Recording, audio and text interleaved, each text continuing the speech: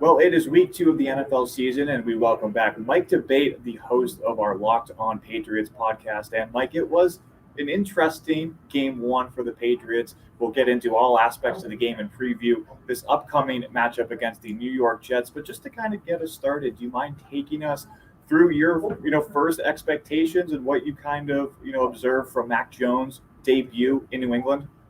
Absolutely. And, Mac Jones, Sam, I think had the type of game that most rookies would hope for, most rookies would clamor for in a lot of ways. And he really delivered. He showed that he is the type of quarterback that the New England Patriots hoped he would be when they drafted him 15 overall. He showed tremendous poise, tremendous ability to lead this team beyond his years even. The one thing that I was most impressed with when it came to Mac on Sunday was his ability to handle the blitz and to handle pressure, especially in the second half. Brian Flores and that Miami Dolphins defense knew they wanted to get pressure on Mac Jones. Mac was able to handle it well, went 14 of 18, 129 yards under pressure against the blitz. That's impressive. And he also went 7 of 10 with a touchdown when under duress. Also, it completed 9 of 12 passes on third down. That's extremely impressive for any quarterback, but very impressive for a rookie making his debut, especially in front of his home crowd. And it wasn't a rookie quarterback mistake that cost New England this game. It was a Damien Harris fumble as the Patriots looked like they were going to punch in a touchdown to win the Week 1 opener. And Mike, what's your takeaway from that? Obviously, we saw New England lose a few games on whether they were fumbles or couldn't score on the fourth down against Seattle last year, and in a divisional game. What was that turnover by Damien Harris? How did that impact everything? And obviously that wasn't the only turnover, and there were a lot of uncharacteristic penalties that we're not used to seeing here in New England. Yeah, without any question. We talked to Bill Belichick earlier this week, again on Wednesday morning, Sam, and he was very, very adamant that one thing that the Patriots are working on very much this week is controlling the football, protecting it, making sure that you're not fumbling it away, not giving the other team any other chance to win the game. If they beat you, that's one thing. But if you beat yourself with costly penalties, untimely penalties like the ones that the Patriots suffered on Sunday, and also fumbling the ball away, it's not a recipe for success. The Patriots know that. Bill Belichick knows it. They will continue to work on that. So those types of penalties cannot continue to happen if the Patriots want to remain in contention in the AFC East, especially with teams like the Dolphins and the Bills that are more than capable of giving them all they can handle.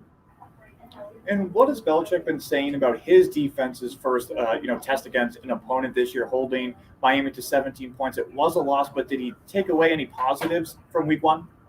Yeah, I think there's a lot of positives to take away from the defense. Look, bottom line, that front seven is much more formidable than it was in 2020. The ability for the Patriots to not only set the edge, but because they're setting the edge well, they're stopping the run. And they did that a lot on Sunday. They had a pretty rough first drive where they essentially let Miami run up and down the field. Tua Tagovailoa taking the Miami Dolphins 80 yards in just a little over 5 minutes. You can't have that happen continuously, and the Patriots made their adjustments. They started winning their matchups, and they got solid play out of guys like Kyle Van Noy, Matt Judon, Josh Uche had a big sack. They're getting penetration and they're getting pressure on the quarterback. If they can continue to do that and be able to shut the run, this is going to be a tough defense to score on. So in a lot of ways, I think Bill Belichick was very pleased with the output that the Patriots had defensively, save for that first drive.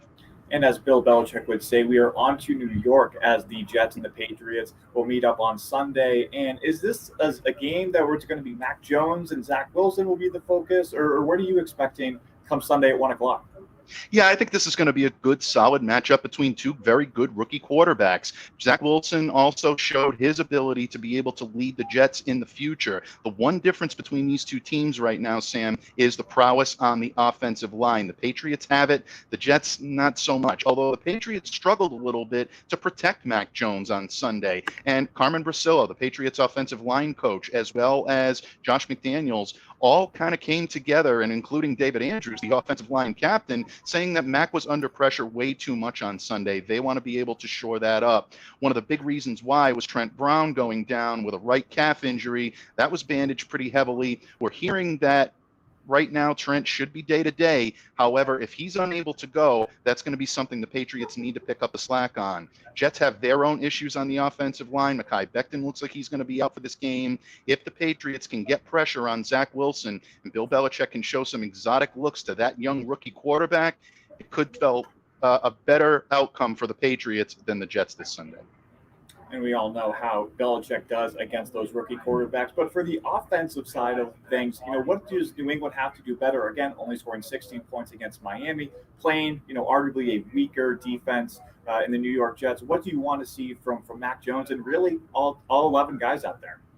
Well, honestly, what they have to do is they have to all be on the same page. We talked about it, Sam. You need to protect the football, stay away from costly penalties. But on the field, in terms of game planning, would be nice to see the Patriots maybe take the training wheels off the offense a little bit for Mac Jones. Give him the opportunity to utilize that 12-man personnel, those two tight end sets that they love to run, or that they have loved to run in theory when it comes to guys like Jonnu Smith and Hunter Henry. If you can get them involved in the offense, along with the running game that the Patriots effectively ran the ball very well on Sunday, save for the couple of fumbles that they had, as well as getting the wide receivers involved and Nelson Aguilar having a big game on Sunday, get Jacoby Myers, Kendrick Bourne involved, all of a sudden you're opening up your horizons to so many offensive options. The Patriots can do a little bit of that and incorporate the tight ends into the mix. They'll move the ball well because Mac has the poise and the ability to make those throws. 2 games against the Jets, again, arguably the 4th, best team in this division. How important is a win for New England on Sunday?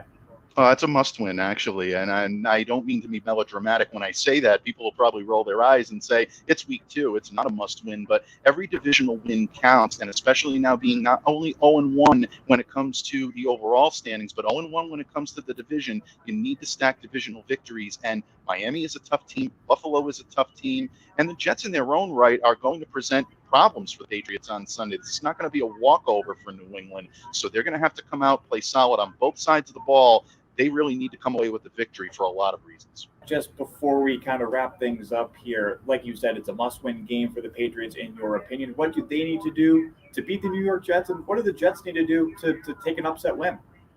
Well, what the Jets would need to do to get the upset win is to catch the Patriots off balance and in a lot of ways force turnovers, very similar to the way Miami did. That's the blueprint of beating the New England Patriots, force them into ways to beat themselves. Now, the one thing that I will caution a lot of Jets fans on is the Patriots very rarely have back-to-back games in which they go out and beat themselves. Bill Belichick will practice them hard this week, starting on Wednesday, right through Sunday, and he'll continue to make adjustments to make sure that this team protects the football and that they, take care of business when it comes to play calling. So the Jets would have to essentially do that and attack the Patriots' area of weakness, which right now is the secondary. It's that outside corner position opposite J.C. Jackson. Patriots are a little thin in that area. So if Zach Wilson can start completing some passes downfield, things could get a little interesting on Sunday against the Jets. But if the Patriots are going to win this, continue to use their game plan, utilize the savvy, the strength, and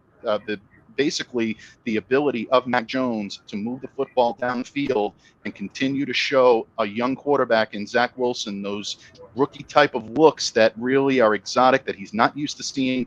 Allow some confusion at the line of scrimmage, get him to make passes he does not want to make. If that is the case, I look for the Patriots to come out on top. Well, again, thank you to Mike Debate, the host of our Locked On Patriots podcast. You can listen to it anywhere you can get your podcast, and Mike will be joining us every week before the Patriots play during this NFL season.